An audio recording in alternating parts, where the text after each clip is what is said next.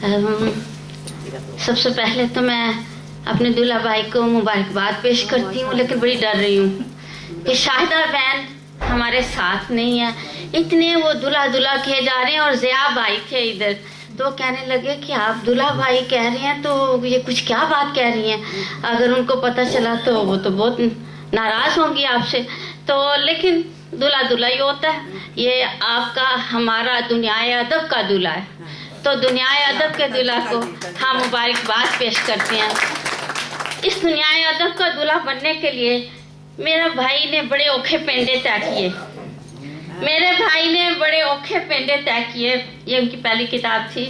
سنگی ساتھیوں کی دوریوں نے ان کو بڑا دکھ دیا اور کہنے لگے کہ اب تو میں کسی پھلواری میں جا کے سستاؤں گا، بیٹھوں گا، آرام کروں گا. اور پھر کچھ دیر آرام سے بیٹھے ہی تھے کہ ان کو تنہائیوں نے آ لیا. پھر انہوں نے اپنی تنہائیوں کو سجا کے رکھ دیا.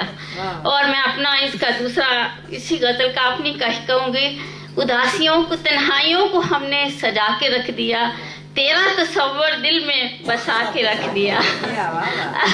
اور پھر اس کے بعد تنہائیوں کے بعد پھر افسانوں کی صورت میں اپنی تخلیق یاداں لے کے آپ سب کے سامنے حاضر ہوتے ہیں اور اپنی یادوں سے گرماتے ہیں ہمارے دلوں کو، اور حاضر اور حضوری سے نوازتے ہیں. تو زندگی کے سفر میں ان کو کچھ جھوٹے لوگ مل گئے. ان کی اور کتاب ہے. زندگی کے سفر میں ان کو کچھ جھوٹے لوگ مل ہی جاتی ہیں. تو امجد بھائی نے کہتے ہیں کہ اب تو اپنی زندگی کو میں دھنک کے رنگوں سے سجاؤں گا. کہنے لگے کہ اب تو میں اپنی زندگی کو دھنک کے رنگوں سے سجاؤں گا. اور پھر دھنک کے رنگ لیتے ہوئے امجد بھائی نے کہنے لگے اب میں انشائیوں سے دل بہلاؤں گا دوسروں کے. اور جب دھنک کے رنگ ذرا گہرے ہوئے تو آنکھوں میں آنسو آ گئے. جب دھنک کے رنگ ذرا گہرے ہوئے تو آنکھوں میں آنسو آ گئے.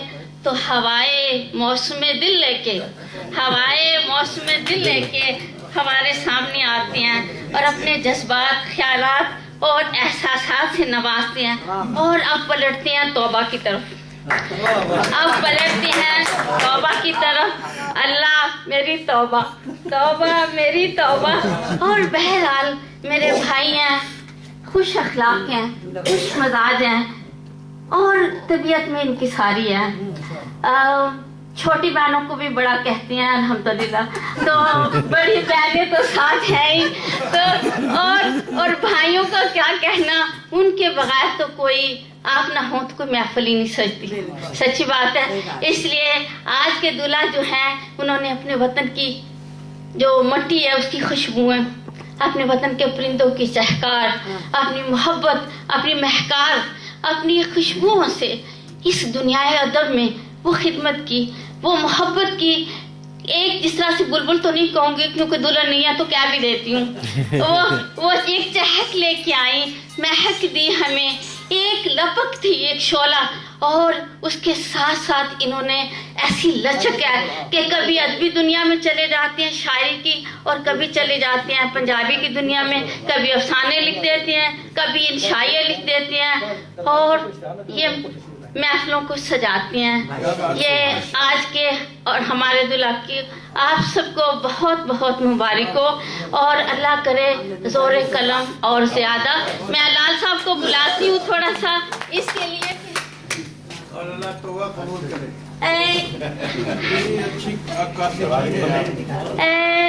یہ میرے گارڈن کا آج لال صاحب کا موتیا نکلا تھا، جو اس کی خوشبو دیکھیے. اور آئیے لال صاحب آپ بھی پلیز.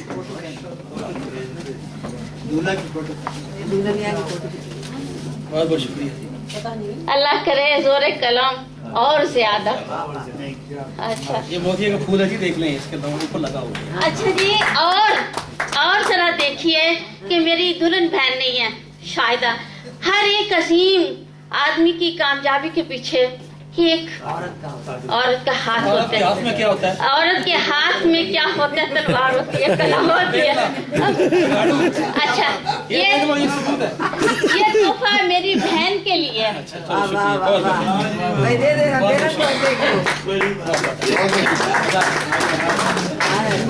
और लाल हुसैन की